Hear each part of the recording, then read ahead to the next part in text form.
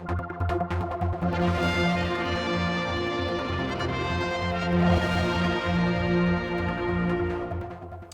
I'm up at Manx Telecom headquarters, and with me the CEO of the company, Mike Dee.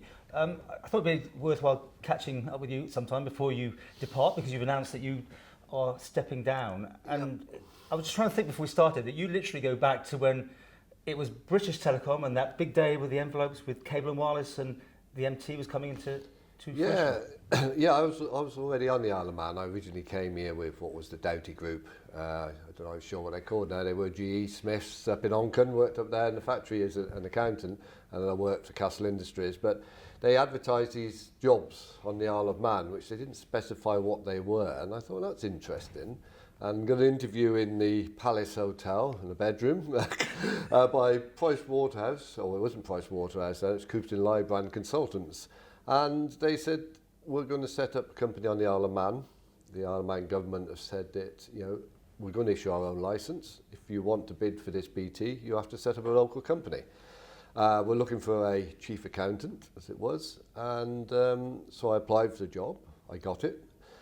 We spent, as did a number of other people, so I think there was probably 20-something of us, and we spent 6 months then in the Adelphi Hotel in Liverpool. Wow. Travelling backwards and forwards. So we're all over learning our various functions, setting up the company financially and structurally. And to remind people who don't know, it was basically, BT had to make a Manx version if they wanted to keep the licence today. Yes, absolutely. So what was on the Isle of Man was there was an engineering workforce that did the installation, but all the billing, all the sales and everything else was run out of Liverpool. I think, somebody will correct me, but I think at that stage we had a shop within Woolworths. So we had a shop within the shop, and Richard Fletcher is still with us, worked in that shop.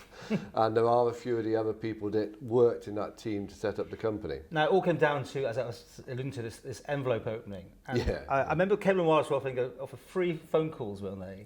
But very little money. But your bid was give the government a sort of big licence fee amount, which the public probably saw that's, and they did go for that option, obviously, didn't they? It did. There was £7.5 million put down on the table as a lump sum fee. And satellite dishes. And that's at Braddon. We still do a station at Braddon. We're going to renew the phone boxes. I mean, the government were clever at that stage, because what they said is that, right, you've written all of this into your application.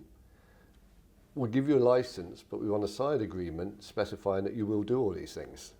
So renewal of the payphones, the satellite earth station, etc., were all written into a side agreement. And there was no cell phones as such. I mean, Cellnet, I think, was the first thing that came along, wasn't it? Yeah, Cellnet were running the old 2G, and again that was run from the UK. We had a radio network, a bit like Shaw do now. The core of Shaw's network was in Guernsey. The core of our network was in Slough.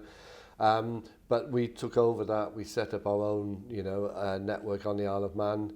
Telephone directory, we were part of Yellow Pages, that was run out of Reading. We took over that. We worked with a sales team in Kingston, which we still do, use their print contracts, produced our own local directory. So we became more and more independent. What's it been like over the years, though, probably mobile phones? I mean, I was pretty early, and I remember paying something, was it like 40-something pence a minute? Yeah. I mean, who'd have thought where we are now? But, I mean, changes in the whole spectrum of this business. Yeah, it's massive, the changes, and it changes quickly. So I mean, if you were looking back at our business plan a few years ago, short messaging revenues on mobiles was shooting through the roof, 20% growth each year. Now they're going down as quick, if not quicker, as people use Facebook, FaceTime and all of those. So it's very difficult, but you have to try and have a look at, think about what's coming around the corner. Okay, but you had it all your own way for a fair amount of time. Yeah. And then along comes competition. Was that inevitable anyway, but was it a shock to you when having it your own way for so long and being a monopoly?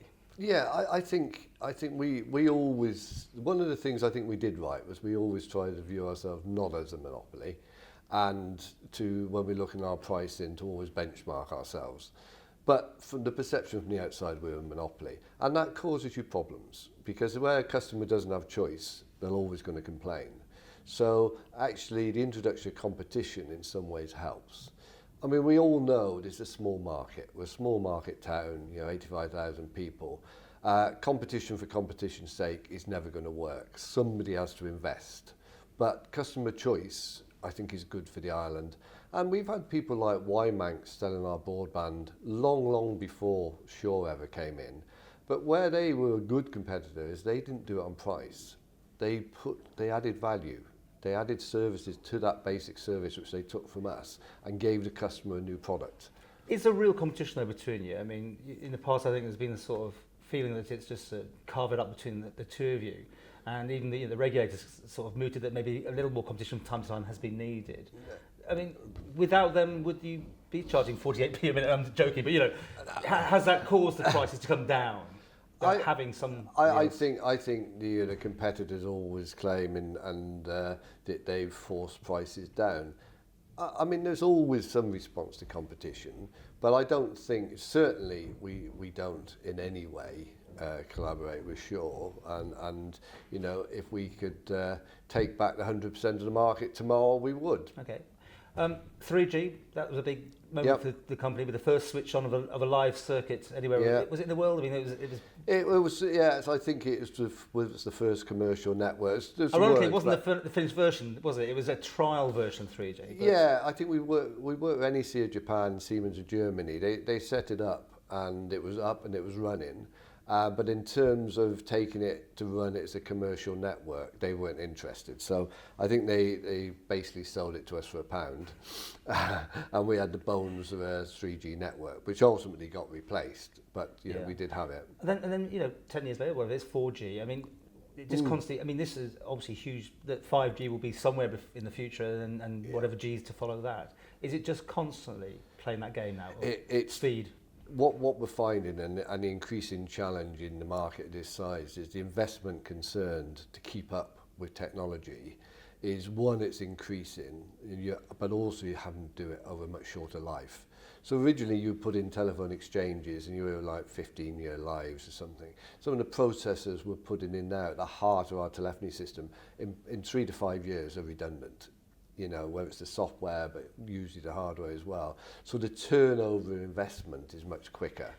And you've got to get that money back. But I mean, you've been criticised, not just you, but I mean the fact that roaming charges and that sort of thing over the years, what people have to pay when they're not on the Isle of Man, vice versa, when people come here and they get shocked by how much that they may have to pay. That has come down, but is that mandatory? You have to claw that money back, or is that just the way the market is? We've got a number of stakeholders. One of the customers on the Isle of Man, investment, they require the technology. We also have people who put their money into us and they require a return like you would in any bank or anything else. So we balance the needs of those stakeholders in terms of make sure everybody's happy where we can. There's always going to be areas, roaming in particular, you're not actually master of your own destiny. You are getting charges from other operators, and there are technicalities. The fact we're not in EU has meant that we've, if anything, been it's worked against us in terms of roaming agreements. But the public want all that, don't they? I mean, at the end of the day, they don't see why we should be treated differently. But of course, they're the problems there. But do you see an end to roaming, for instance, at all? I think there'll always be some supplement, but I think data roaming is a challenge in particular. What I'd like to do, and we've sort of talked about it a lot, is that we don't want people switching off their phones.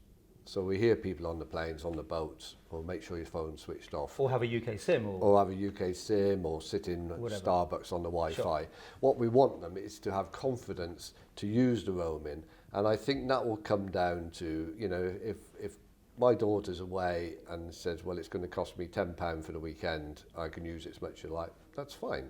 And if you use it over the limit, it's another £5. You're in control. And I think that's a challenge for the whole industry, where people have confidence to use the network. And we will get there.